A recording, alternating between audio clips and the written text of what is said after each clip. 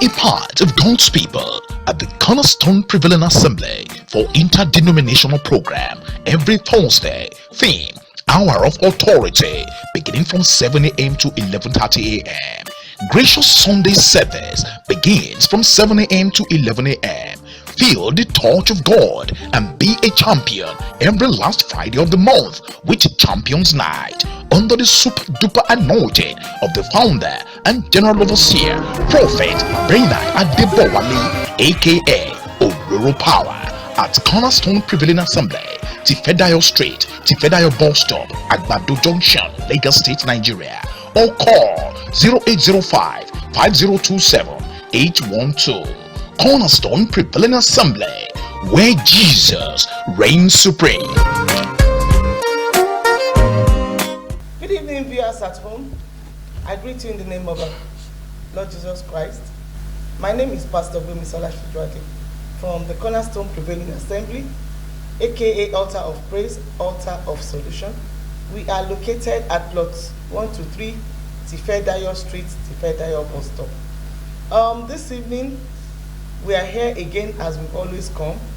I'm here with my father in the Lord, the CEO, the General Overseer, the President, the General of the Generals, in no other person but Prophet Bernard Emmanuel Adebowale Power.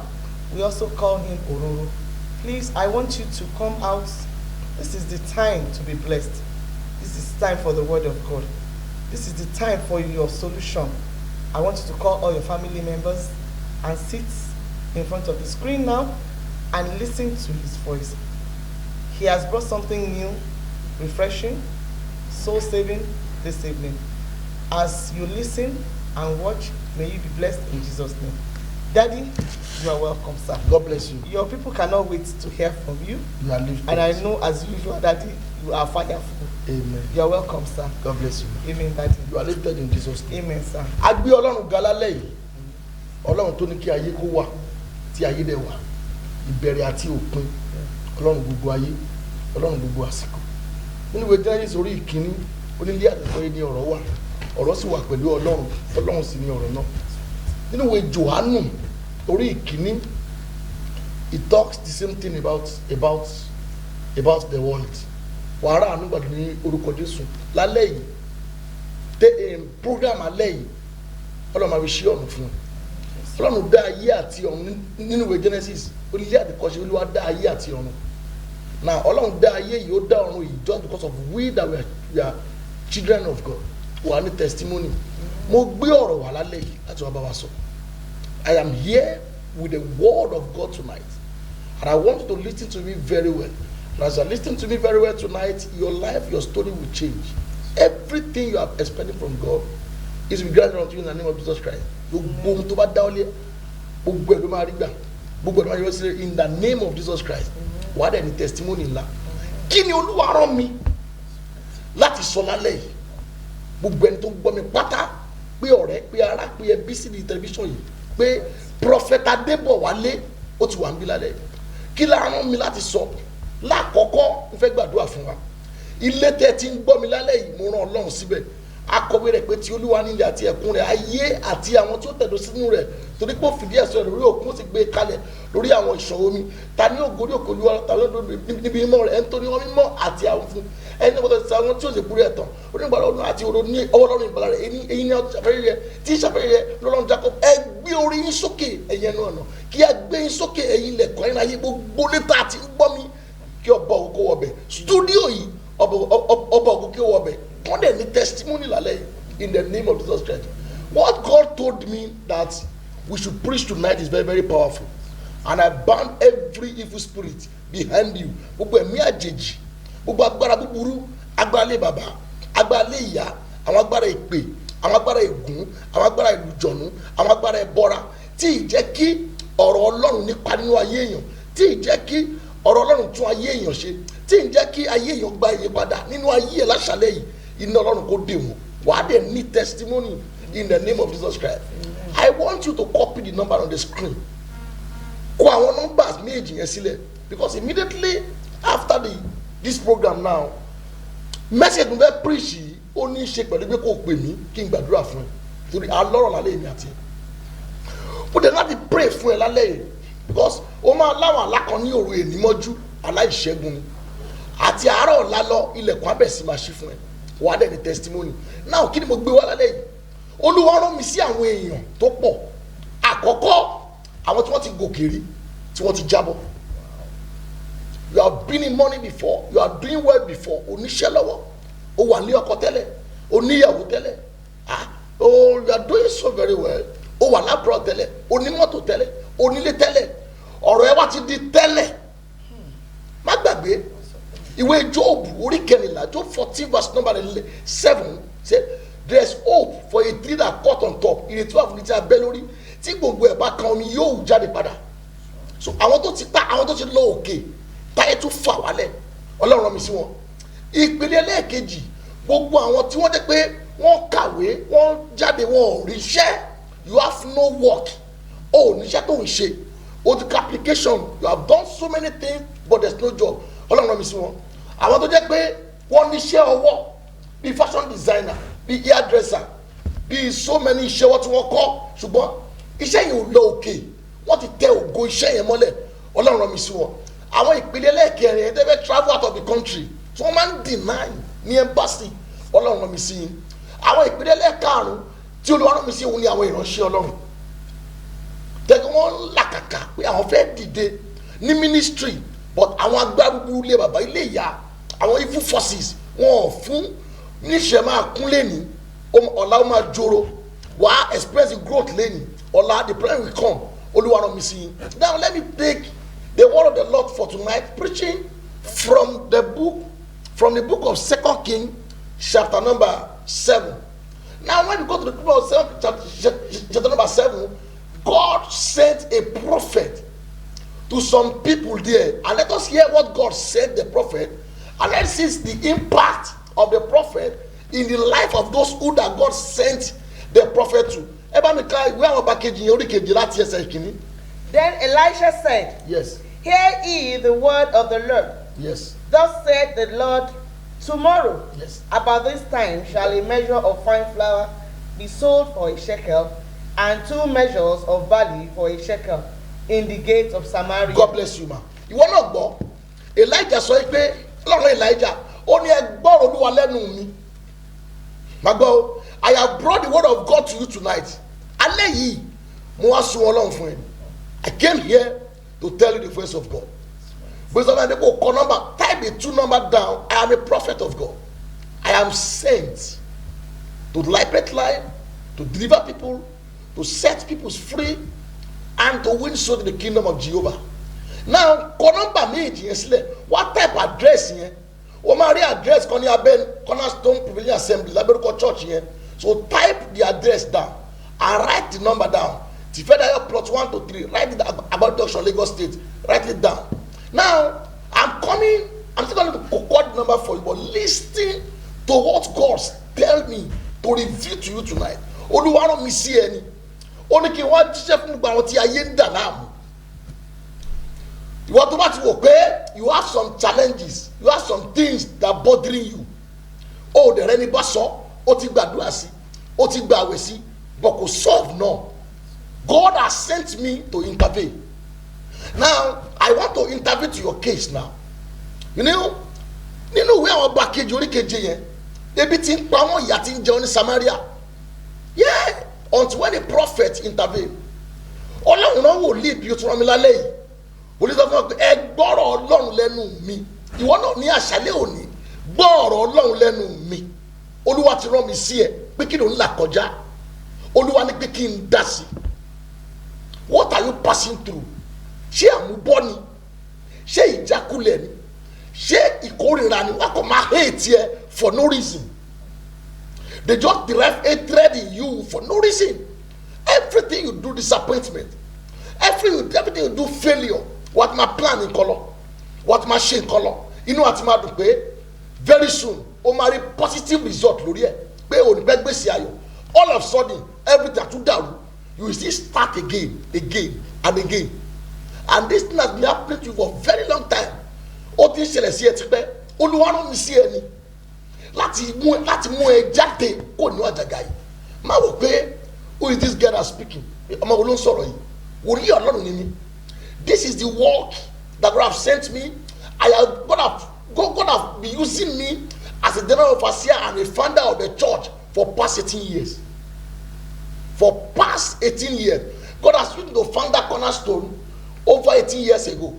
And I've been doing this work to save people all over the world for years back. And this is the work that I've been doing, that God sent me to do, and I've been doing, that make way for so many people in the world. Mi mọ nǹkan tó ń là kọjá, tó bá gbélé yìí kò ní ṣe, kó mélé yìí kò ní ṣe. Bó ṣe wá ń sọ ti jẹ gbèsè owó lé, bó ṣe wá ń sìn àwọn ọmọ yẹn àti sanwó school problem. Now mi mọ irú ogun tó ń là kọjá lálẹ́ yìí, mi mọ irú ogun tó ń affect life lálẹ́ yìí. But gbọ́ ọ̀rọ̀ Ọlọ́run lẹ́nu mi, ìwé ọba kejì orí ìkeje.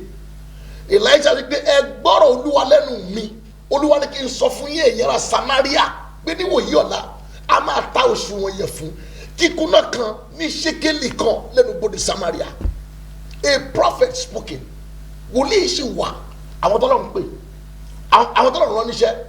Let me tell you something, àfi tó o bá dé church láàárọ̀ Thursday lógún yẹn ò níṣẹ́. Lọ bí àwọn tó wá ń jọ Thursday ìpàdé tá a bẹ̀rẹ̀ tá a fẹ́ share grace tó ní ká máa share grace. Go and ask people that ìtàbá play clip fún ẹ̀sìn tó o program ọjọ́ Sunday bó ṣe rí, nobody will tell you before you come there. Wá wo agbára Ọlọ́run pé ìsọ̀kalẹ̀. Come and see the glory of God. Come and see manifestation of the broad power of God. Wá gbọ́ testimonies. Wá wo bí ayé àwọn èèyàn ṣe ń yí padà. Wá wo bí ogun ayé àwọn èèyàn ṣe ń ṣẹ́. On this Thursday, iṣẹ́ pọ̀ tá a máa ṣe o. Oh my God, iṣẹ́ pọ̀ tá a máa ṣe because Olúwa ní pé kí n dín pẹ̀lú gbogbo àwọn èèyàn ní kọ̀ọ̀kan jọ Thursday. Thursday go to be a deliverance and a prophecy. Through the service, Mama buy, Mama conduct the deliverance fún ẹ jọ Thursday. Madam ma prophesy fún ẹ. Why dem ma confirm prophecy mi on this Thursday? Now, wọ́n wá believe pé ìlú Samaria tún lè padà yòó mọ́ ọba kan down gbóni kò ní bọ́ sí. How come? By this between now and tomorrow, tí story dem ma change dem ma ta èṣù wọn ìyẹ̀fun kíkúnná kan ní ṣékélì kan lẹ́nu ibodè Samaria. This one is not possible. Pé kọ́lá ohun tí ẹ̀sìn rẹ̀ sọ̀rọ̀ sílẹ̀ gan eléyìí ò ṣeé ṣe. Wòlíì wa dá lóhùn pé ó máa fojú ara ẹ̀ rí o ṣùgbọ́n ò ní jẹ́ ń bẹ̀. Wàtí wọn fẹ́ lu èrè ọkọ àwọn adẹ́tẹ̀ mẹ́rin ní Olúwa lò. Àwọn adẹ́tẹ̀ mẹ́rin ó lè rò pé kò sí ẹni life ò lè change. Ọlọ́run lè lo anything for miracle. Just come on Thursday. Your life, I am telling you with the faith I have in Christ, your story will change. They will promote you in your working place. Yes, you will be promoted. Your market will move. Your business will move. There will be contact. There will be connections. Things will work for you. Your life will grow. You will grow financially. You will grow maritally. You will grow academically. We are sent. We are sent to change lives. Ìyá ayé tá a bá yí padà ní proof pé Ọlọ́run pè wá. Àwọn life tá a bá save, tá a win fún Ọlọ́run àti tọ́lọ́run láti yí padà is a proof that truly you are God sent. So àwọn adẹ́tẹ̀ mẹ́rin bá rò pé àrùn jẹjẹ ń bí àti fẹ́ kú. Àwọn tó ń fún wa lóúnjẹ nílùú Samaria tó ń fún wa lómi àwọn gbẹ̀bí ń pa wọ́n. Ẹ wo ẹja bọ́ sọ ogun Syria tó máa dá wa sí déédéé. Tó máa dẹ̀ pa wá náà all is well. Just enter the Syria, we can't die here. Ọlọ́run lo adẹ́tẹ̀ mẹ́rin to change the story of a whole nation. Samarian is a nation, odidi ìlú ni. A 4 leopard man, God used them to change the story, just 4. God can use anybody. God can use anything to change your story. And I pray for you tonight, in the name of the whom that died and resurrected on the cross of the Calvary. For the word of the Lord said, declare a war and shall be established. For so what anything I decree on earth shall be established in heaven. Bíbélì sọ pé ẹ tú wọn sílẹ̀ ẹ jẹ́ kó máa lọ. Ó ní ẹ sọ ìkì ọ̀rọ̀ kan. How they fìdí rẹ̀ múlẹ̀. In the name of Almighty God, Tonight I speak to your life. In every problem you have, in every disaster, in every tribulation, in every failure, in every disappointment, in every barrenness, marital disorder, financial disorder, academic problem, rising and falling, by the virtue of God upon my life, by the grace of Jehovah upon my life. For the Isaiah said, the Spirit of the Lord Jehovah is upon my life, because he has ordained me to set free the captive. The Bible says, by the reason of anointing, every yoke shall be broken. I come here tonight by the name of Almighty God and by the grace of God upon my life, and I speak to your life. I enter your problem, I enter your life, I enter your house, and I bring you out of that problem, out of that calamity. I am bringing you out by the name of Jesus.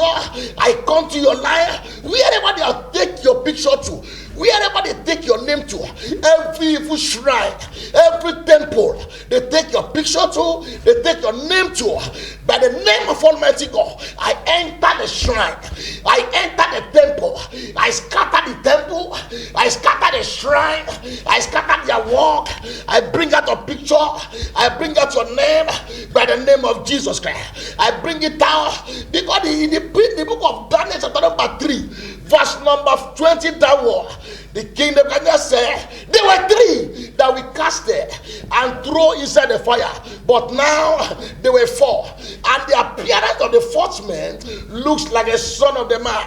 I sent a son of the man named Jesus of Nazareth to your problem tonight to bring you out. Receive your job, receive your visa, receive your car, receive your land, receive your house, receive your helper, your promotion, receive that mandate. I hear you, but I want the testimony in the name of Jesus Christ. Now, I get a man, one year the dossier, Taba dossier by Lale, be Ebima Pawaku, a Jagbela Kamalo. On my best in law, but you know, we. I won't go see that borrow a semon, tripe. People is like, Ọlọ́run dá ẹ̀yin ẹsẹ̀ àwọn ogun ọ̀run mọ́ adẹ́tẹ̀. Àwọn sani àwọn tó ń bọ̀ wọ́n ti lọ kógun dìde sí wa o, wọ́n ti yọ bá àwọn ọmọ ogun Hítì, wọ́n ti yọ ti Ísírẹ́lì, wọ́n ti kó ogun ẹ̀bùn wa láti wá pa àwọn ẹja sálọ o, bọ̀ ìsálọ nìyẹn. Àwọn ará Ísírẹ́lì bá sálọ, àwọn ará Syria bá sálọ, and they left all what they had and they ran away. Adẹ́tẹ̀ mẹ́rin bá wọnú ìlú Syria, wọ́n jẹ wọ́n mú wọ́n kó silver wọ́n kó gold, bá ní pé kò ní dá ká máa dá jẹ. Let us go and bring this news to the land of Samaria, for the word of the prophet to come to pass.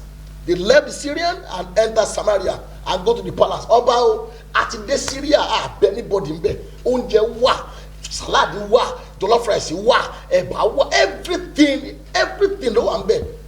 Kò dẹ̀ sẹ́ni kan tá a bá ń lè tó náà ní irọ́ ni.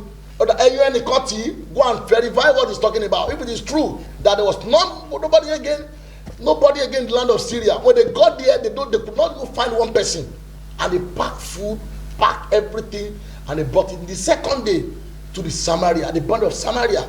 Ọba wa yan ẹni tó ní kò ní ṣe yẹn pé ó yá ìwọ ni kò lọ bẹ̀ lọ control wọn, cause pàtó wọn kó oúnjẹ dé láti Syria wọ Samaria, èrò ti pọ̀ jù, àwọn tí wọ́n ti débi ti pa, so èrò yẹn girigiri yẹn. Ọba wa yan ẹni tó wà ní ẹgbẹ́ ọ̀tún ọba nìyẹn, òun ló next ọba pé go, they will honor you. I can't go myself.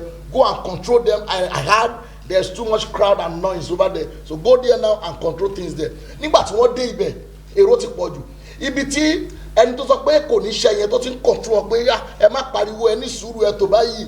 Wọ́n tẹ̀ mọ́lẹ̀ pa, ó dẹ̀ kú. Torí pé ẹnu Olúwa ló ti sọ, ayé wọn yí padà. Ayé ẹ̀ máa yí padà. Èmi mo sọ pé ayé ẹ̀ máa yí padà. Your life will grow. If God can change my life, God will change your life. I have nobody in my life except God. I have never been to anywhere. I have never been to any shrine. I have never been to any herbalist in my entire life. I have never been to any evil point in my entire life. I gave my life to Christ and it changed my story. Your story will change. Tabari ọkùnrin, tabari obìnrin, tabari ọmọdé, tabari àgbà. Tó ní ayé ò ní yí padà, ara ló máa pa wọ́n. Gbogbo ẹni tó sọ fún ẹ pé àwọn máa di ògo ẹmú, pé ò ní bọ́ lọ́wọ́ tàwọn, ara ló máa pa wọ́n. Mo gbé Ọlọ́run abẹ́ lálẹ́ yìí, mo fẹ́ rí end of Thursday. Iná máa kan iná sórí ogun Ọlọ́run máa pàdé ogun èṣù á dẹ̀ wò ó torí pé èṣù lè kọ́lé ti Jésù tó bá kọ́ máa wó ni. Alágbára méjì tó bá pàdé lẹ́sẹ̀ ògbèjì, ìkan máa forí balẹ̀ fún kan tí ní bá kan ìkan máa tẹ̀ fún kan mo fẹ́ rí ẹjọ́ Thursday láàárọ̀ aago méje ló máa bẹ̀rẹ̀ ó máa parí aago mọ́kànlá àbọ̀ láàárọ̀ wàá gbọ́ àwọn àdúrà wàá gbọ́dọ̀ náà wàá ní deliverance ibi wọn náà ti ẹ̀ wo díẹ̀ torí I think you have seen you have seen our church on TV onígbóye tóbi tó bó ṣe tó ìròyìn máa kún táwọn èèyàn wá ń gbàdúrà from everywhere on this Thursday I want to see you olúwa ní kí n sọ fún ẹ pé òun fẹ́ lónìí fẹ́ lọ Thursday yìí so gbéra don't let anything hinder you don't let any power discourage you don't let anybody discourage you take a move now take a step tó wáyé pé àwọn adẹ́tẹ̀ mẹ́rin ò gbégbèsè ni adibi they don't take step that 4 leopard man they will still be in one position your case need a step take a step tó bá ti gbọ́ information bring transformation so without information no transformation I have came now to inform you what God wants to do for you that God wants to transform you so listen to the information I want you I have informed you now so come on Thursday morning ayé ẹ̀ máa yí padà tẹ́ bá wò dáadáa Ọlọ́run lágbára ẹ wò ìwé Jòhánù orí 9 John 9 nígbà táwọn ọmọ ẹ̀yìn Jésù kọjá lọ pẹ̀lú Jésù wọ́n wá rí ọmọkùnrin tó bí ojú ẹ̀mí èdè fọ́ kò lójúmọ́ àwa ní olùkọ́ni abí ẹni ní afọ́jú láti inú ìyá ẹ̀ wá ta ló dẹ́ṣẹ̀ ṣé ìyá ẹ̀ ló ṣe ẹ̀ ni àbí bàbá ẹ̀ ló ṣe àbọ̀wọ̀n ló ṣe ẹ̀ tàbí ibi láfọ́jú Jésù wá fún wọn ní ìdáhùn kan but the answer that Jesus gave to them they were not pleased with the answer because they said who committed sin is it father and mother or the person that born blind from the womb of his mother and he just said none of them pé kí orúkọ Ọlọ́run kó lè fi di ògo ni ká lè fi gbógun Ọlọ́run ga ni ló wà fún but answer yẹn kò wà pleased until when we get to verse number 9 and verse number 10 verse number 9 and number 10 when they saw this man lẹ́yìn tẹ́sán Olúwa la ojú ẹ̀ tán nígbà tí wọ́n rí ọmọkùnrin yẹn àwọn kan sọ pé òun ni àwọn kan ní òun kọ́ àwọn kan sọ pé ó jọ ni wọ́n bẹ̀ sí í jà wọ́n ní Ọlọ́run ò ṣe o ẹni báyìí lè lajú ẹni báyìí lè ríran Ọlọ́run lè change story ẹni báyìí Ọlọ́run fẹ́ change story ẹni so the problem tó ń rí yẹn fún ògo Ọlọ́run is because God want to increase you the more bigger that problem the bigger your destiny bigger your tomorrow bigger your star bigger your career ìwọ ló gbọ́dọ̀ gbà má gbà kí ogun yẹn borí ẹ ìwọ ló máa borí ogun yẹn ẹni tó bá jagun ṣẹ́gun la máa fi adé ìyè fún wọn kì í kí aláṣetìpọ̀ kú iṣẹ́ dúró quitters never win winners never quit you stand in Christ with prayer and fasting and you win the battle and I want to fight the battle of your life I want to join you in prayer I want to intervene now and I want to stand as an intermediary for you between you and God I want to go on my knees to beg God for you that is why I am inviting you on Thursday. Thursday is a prophetic and deliverance miracle service it's going to be very very powerful and I'll be inviting and I'll be expecting you as you are coming your life will change tó bá ti pè mí lálẹ́ ohun tó máa mú pọ̀ lọ́jọ́ Thursday mo máa sọ fún ẹ and I will tell you prayer tó máa bẹ̀rẹ̀ látàlẹ́ yìí lọ ọ̀la lọ tó máa bẹ̀rẹ̀ tílẹ̀kùn máa fi ṣí fún ẹ tí ọ̀nà máa fi là fún ẹ tó máa fi ní testimony máa sọ everything fún ẹ so má wo ogun yẹn ògo wájú ẹni kó máa wò Bíbélì sọ pé àwájú aṣẹ́gun lọ nípa ẹ̀jẹ̀ ẹni tó fẹ́ wa so don't think about the problem think about the glory Bíbélì sọ pé ó ní aṣẹ́gun rẹ̀ nípa ẹ̀jẹ̀ ọ̀dọ́ àgùntàn àti nípa ọ̀rọ̀ ẹ̀rí ẹnu wọn Matthew 28 verse number 1 to verse number 10 ó ní ó jíǹde gẹ́gẹ́ bí ó ti wí so I'll be expecting you on Thursday morning and come with your faith ayé ẹ̀rẹ̀ máa yí padà wàá pè sí máa pè mí lálẹ́ máa máa fẹ́ láwọn directives kan bó ṣe ń pè mí àwọn àdúrà tó máa gbà lálẹ́ yìí àdúrà tó máa gbà lọ́la àwọn kan tó máa rí máa ṣe everything fún ẹ and beside ohun tó máa ń bọ̀ lọ́jọ́ Thursday máa sọ fún ẹ wàá rí àánú gbà o wàá rógolo mo fẹ́ pe nọ́mbà sí máa wá gbàdúrà fún ẹ wàá máa pè mí ogun yẹn máa ṣẹ tó bá wò dáadáa Olúwa rán wòlíì pé lọ sọ fún wọn pé wọ́n máa ta ìṣùwọ̀n yẹn kékeré kan ní ẹni ọ̀nà Samaria ó dẹ̀ rí bẹ́ẹ̀ Olúwa sọ fún mi pé nítorí wàá ọjọ́ Thursday yẹn pé ogun ayé ẹ̀ máa ṣẹ ó sọ fún mi bẹ́ẹ̀ pé gbogbo ẹni tó bá ti wá pé gbogbo àwọn tó ní problem tó ní challenges pé kí wọ́n wá ọjọ́ Thursday you have challenges sometimes money is not some people's challenges it might be a health-wise yeah it's not only when you have money you have Jordans you have Many people, they blessed, but they know what they are passing through. Come on Thursday. Olúwa ní kí wọ́n sọ pé gbogbo ẹ̀yin tẹ́ ní challenges pátápátá ìdààmú kan bí ìkejì pé gbogbo yẹn pátá ẹni tó bá ti wá ń jọ Thursday pé ogun yẹn máa ṣe. Ìwọ kò gba ọ̀rọ̀ yìí gbọ́ lẹ́nu mi. Just give me benefit of doubt and come on Thursday. And let us sit down. Let's pray for you tètè dé. Kọ́rú pẹ̀lú tó bá ti dé tó fẹ́ rí mi tètè dé as early as possible. Aago méje ló máa bẹ̀rẹ̀. Ó máa parí aago 11 àbọ̀ láàárọ̀. Bó ṣe máa dé church lélẹ̀ yìí kó address yẹn sílẹ̀. Write it down now. Or kó type sórí phone yẹn. Bẹ́ẹ̀ máa dé church lélẹ̀ yìí o. Anywhere tó bá ti ń bọ̀. Wọ́n mọ́tò Àgbàdo Ìjàyè. Anywhere Ṣàngó ni o, ló ti ń bọ̀ ni o, Òṣòdì ni o, Dùmàtà ni o, Abẹ́òkúta ni o, Ifọ̀ ni o. Wọ́n mọ́tò Àgbàdo Ìjàyè. Bọ́ọ̀lù l'Àgbàdo Ìjàyè bus stop. Wọ́n ti bọ́ọ̀lù l'Àgbàdo Ìjàyè bus stop. Gbé ọ̀kadà níbẹ̀.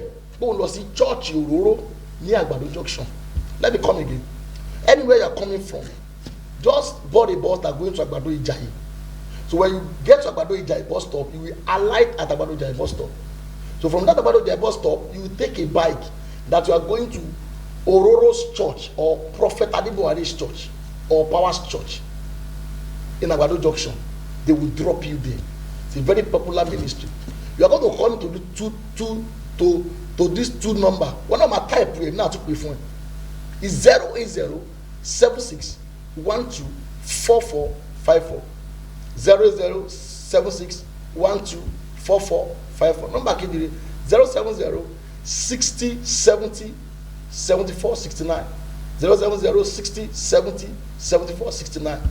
Kó máa pè mí láti sáfìsì mo fẹ́ sọ nǹkan kan fún ẹ bẹ́ẹ̀ gbàdúrà fún ẹ mo fẹ́ fún ẹ ní program lọ́la àwọn prayer request tó máa gbà àti tó máa mú dánijọ́ Thursday mo fẹ́ sọ fún ẹ mo fẹ́ gbàdúrà fún ẹ ó rán ọ̀rọ̀ rẹ̀ ó sì mú wọn lára dá ó mú Olúwa jáde ní àrá ó jáde ní ìdùbí àrá ó fagi Kédárì àti igi Lẹ́bánónì níyà ó ní ẹ sọ fún ọ̀dọ̀ pé yóò dára fún wọn Psalm 20 ní iwájú rẹ̀ la gbé ọ̀págun wa dúró sí Olúwa Ọlọ́run àgbáńlá ayé o wàhálíàkù àfàbìlì balo lẹ́rúọ́gì ẹ̀zẹ́mọ̀ baza matulia hailemaro mavalu agahu ajagawe jẹ́ matulia Ọlọ́run àgbáńlá ayé o Ọlọ́run gbogbo orí òkè tí mo ti dé láyé àṣẹ tó ń bẹ lágẹ̀lú àṣẹ tó ń bẹ lẹ́rìmọ̀ tó ń bẹ ní Ọlọ́run kọ́lé Ọlọ́run orí òkè Ìkòyí Ọlọ́run orí òkè agbárí tó wà sí Ọlọ́run òkè gbogbo àgbáyé o Ọlọ́run ìpè apọ́sítólì Ayọ̀ Babalọ́lá Ọlọ́run Timothy Ọbádáre Ọlọ́run Samsoni Àkàndélẹ́dẹ́ Ọlọ́run ọba Kínyẹlé Ọlọ́run má dàyé ṣe